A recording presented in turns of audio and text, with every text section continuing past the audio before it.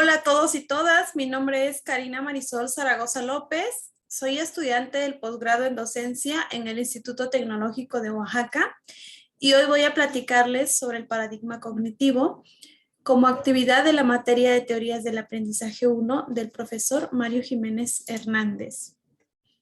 El contenido consta de una introducción, fundamentos epistemológicos, supuestos teóricos, prescripciones metodológicas, concepciones, teóricos, implicaciones al contexto educativo y la bibliografía. Como introducción tenemos que esta teoría surge entre los años 1950 y 1970, debido a las diferencias que se tenían con la teoría conductista. Recordemos que la teoría conductista nos habla de que el aprendizaje tiene que ser medible y observable, y se da a través de un estímulo-respuesta y a través de recompensas y castigos. A diferencia de esto, el paradigma cognitivo se centra en los procesos mentales o cognitivos a través del cual se da el conocimiento.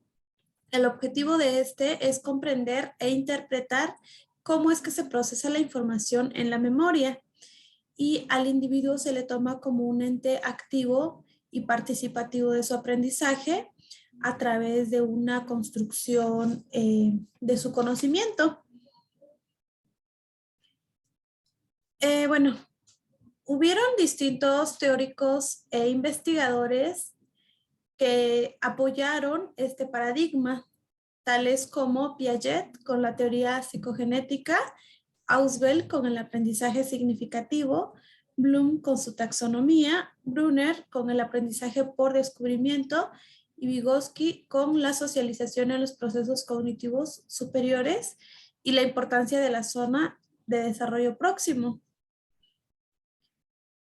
Estos teóricos tenían en común que se enfocaban a uno o más dimensiones de lo cognitivo. Hablamos de la atención, percepción, memoria, inteligencia, lenguaje, pensamiento.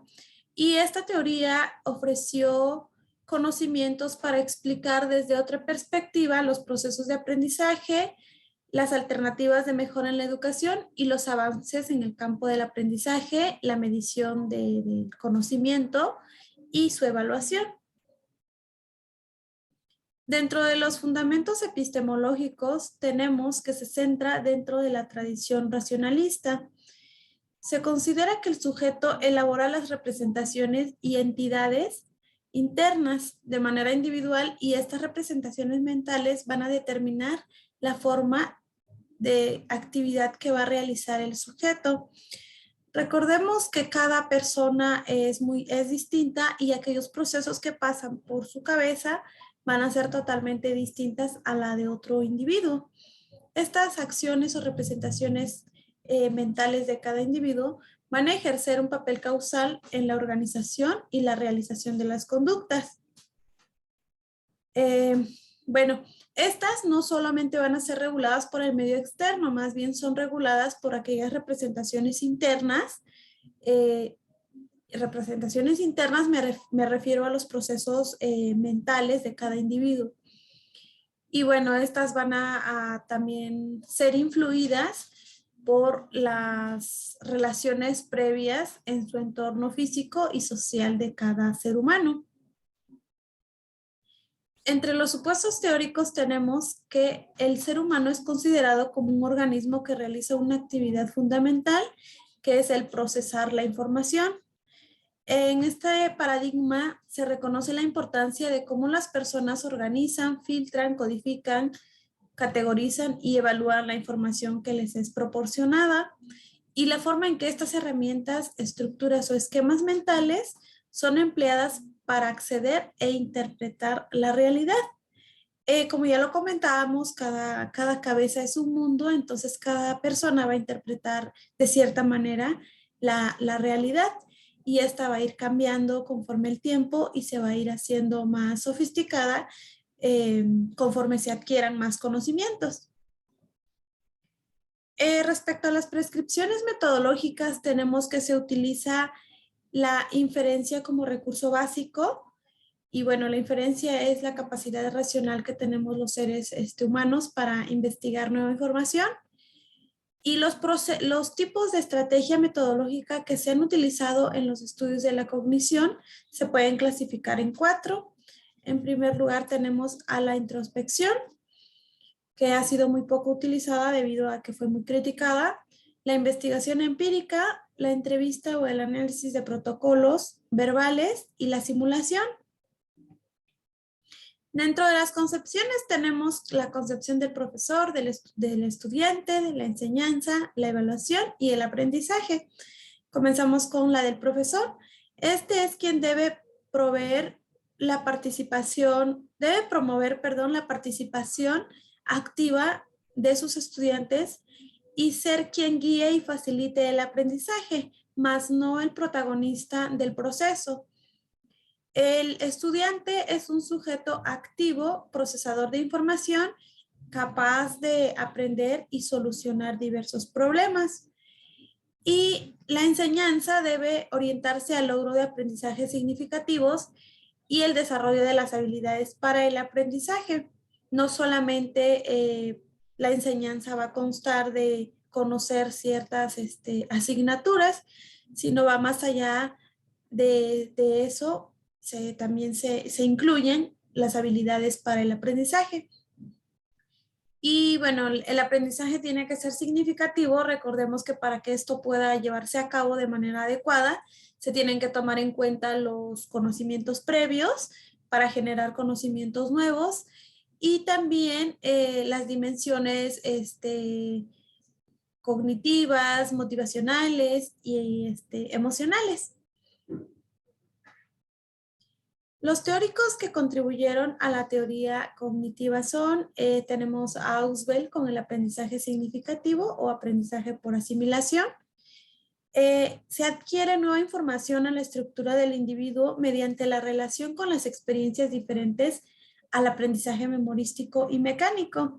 Es decir, un estudiante va a relacionar los conocimientos nuevos con un conocimiento previo.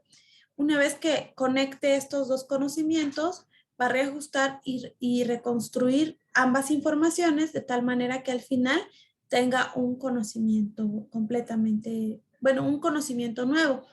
No va a ser completamente nuevo en el sentido de que se basó de aprendizajes previos.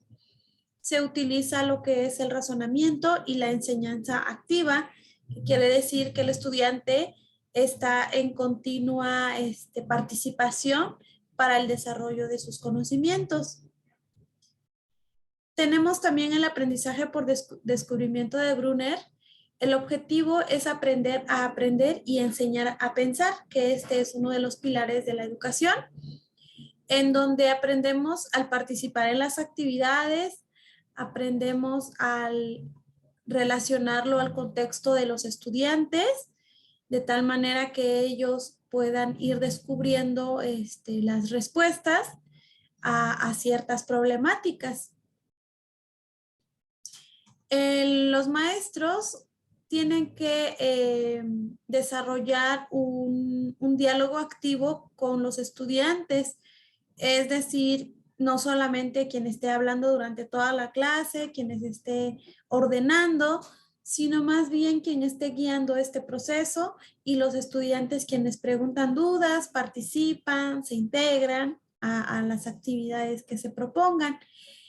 Sumado a ello, tenemos también que el docente tiene que fijar muy bien la manera en la que va a transmitir la información o los conocimientos a los estudiantes. La manera me refiero a cómo lo expone, los insumos o recursos que utiliza para esto y que se dé en un formato adecuado a la estructura cognitiva de los estudiantes con los que se esté tratando.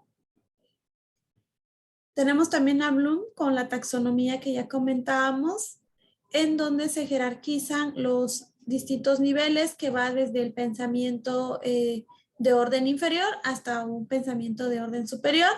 Se divide en 6, como lo podemos ver aquí en la tablita, y cada una nos va a ayudar a llegar a un conocimiento más complejo. Bandura, bueno, Bandura fue conocido más por la teoría cognitivo-social, en donde nos comentaba que los seres humanos aprendemos por observación, imitación y, por ejemplo, de los demás.